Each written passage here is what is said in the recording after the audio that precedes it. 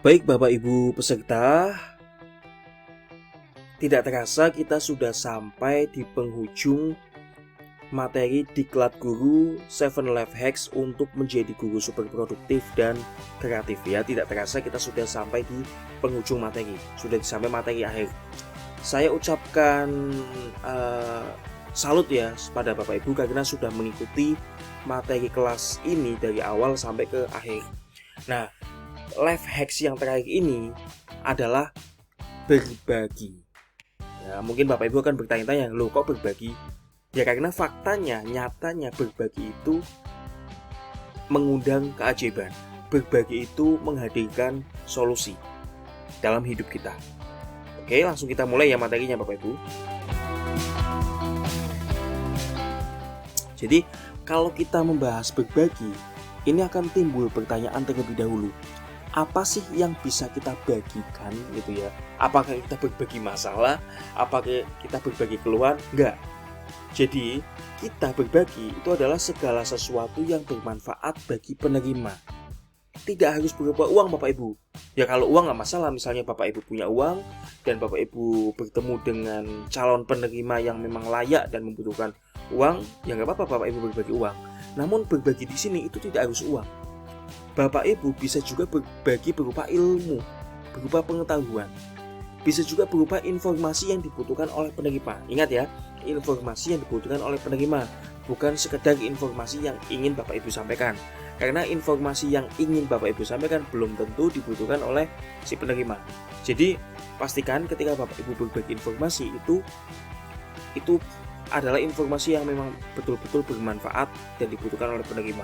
Misalnya contoh nih, sesama guru berbagi informasi apa? Berbagi informasi, misalnya ada informasi diklat gratis dari Diklat Guru atau dari kelas dahsyat itu.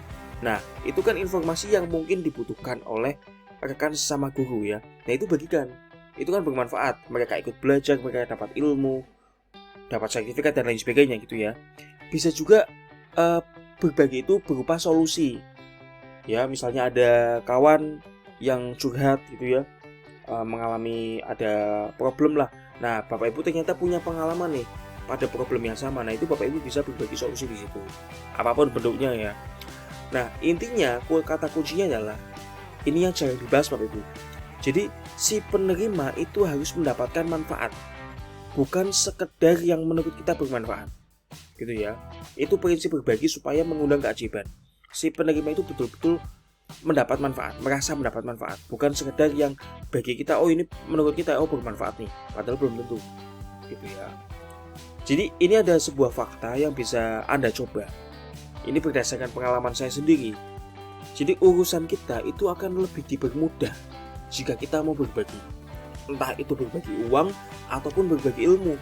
Berbagi ilmu tidak muluk-muluk Bapak Ibu harus mengisi workshop, nggak harus mengisi seminar. Ya misalnya memungkinkan Bapak Ibu diundang sebagai pemateri, nggak masalah itu ngisi materi itu sudah berbagi ilmu.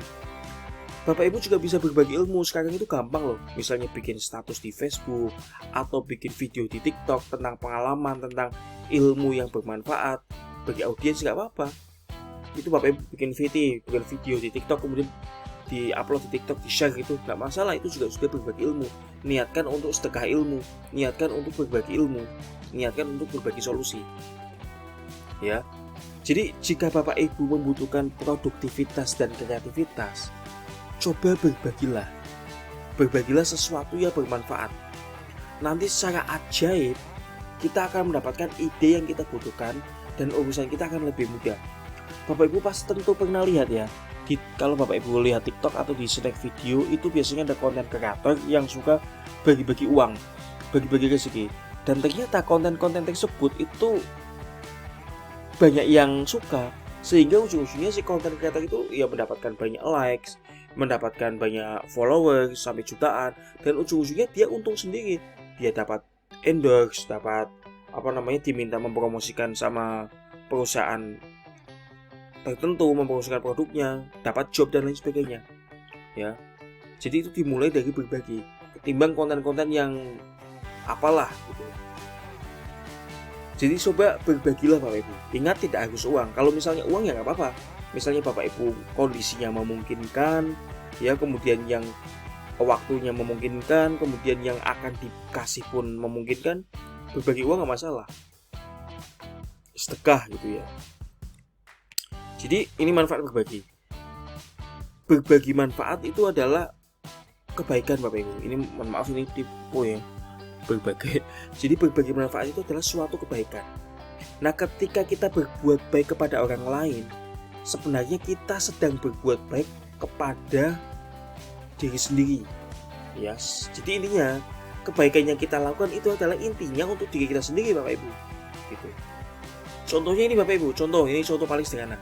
Ketika kita memotivasi orang lain, pada saat yang sama kita sedang memotivasi diri sendiri. Ini fakta.